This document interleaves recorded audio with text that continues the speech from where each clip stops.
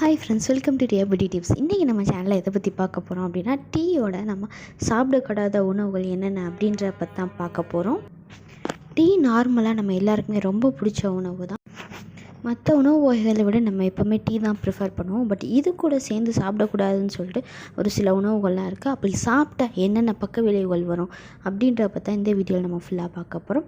First வந்து lemon டீயாக வந்து நிறைய பேர் குடிப்பாங்க. பட் அப்படி குடிக்கக்கூடாது. அதனால் என்ன ப்ராப்ளம் வரும் அப்படின்னா, தேயிலை இலைகளோட லெமனை சேர்க்கும்போது அது ஒரு அமிலமாக மாறுது. ஸோ வந்து வெறும் வயிற்றில் நம்ம லெமன் டீ குடித்தோம் அப்படின்னா அல்சர் உருவாகிறதுக்கு நிறைய காரணங்கள் இருக்கும். ஸோ வந்து லெமன் டீயை வெறும் வயிற்றில் குடிக்கிறத நம்ம தவிர்க்கலாம். அதே மாதிரி தான் தயிர்லேயும் வந்து லாக்டிக் அமிலம் இருக்குது. டீ சாப்பிட்டுட்டு தயிர் ரிலேட்டடாக ஏதோ ஒரு இப்போல்லாம் தாஹி பூரி அதிகமாக கிடைக்கிது. ஸோ அதெல்லாம் சாப்பிட்டோம் அப்படின்னா அதுவுமே லாக்டிக் அமிலம் சேர்ந்து அல்சர் உருவாகிறதுக்கு காரணமாக அமையுது. ஸோ வந்து டீ குடிச்சிட்டு அதுக்கப்புறமா தயிர் வந்து கண்டிப்பாக எடுத்துக்கிறாதீங்க. அடுத்ததாக வந்து மஞ்சள்.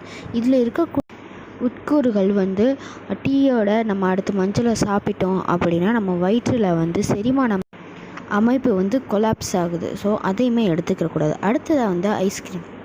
டீ ஹாட்டாக இருக்கும், ஐஸ்கிரீம் கோல்டாக இருக்கும். இது ரெண்டுமே டிஃப்ரெண்ட்டாக இருக்கும்போது குடலில் நிறைய பிரச்சனை ஏற்படுறதுக்கு வாய்ப்புகள் இருக்குது. நம்ம அடுத்தடுத்து இந்த ரெண்டு வகையான உணவுகளுமே வந்து எடுத்துக்கூடாது. எனக்குமே டீ வந்து ரொம்ப பிடிக்கும். பட் இதெல்லாம் சொல்லும்போது டீ கூட அடுத்த பொருள் சாப்பிட்றது கொஞ்சம் பயமாக தான் இருக்குது. ஸோ நீங்களுமே அவாய்ட் பண்ணிக்கிறங்க. இந்த வீடியோ கண்டிப்பாக உங்களுக்கு யூஸ்ஃபுல்லாக இருக்கும். கண்டிப்பாக உங்களோட ஃப்ரெண்ட்ஸ் அண்ட் ஃபேமிலிக்கு மறக்காமல் ஷேர் பண்ணுங்கள். இதே மாதிரி நிறைய ஹெல்த் டிப்ஸ் நம்ம சேனலில் அப்லோடில் இருக்குது. கண்டிப்பாக செக் பண்ணிட்டு ஷேர் பண்ணுங்கள். தேங்க்யூ.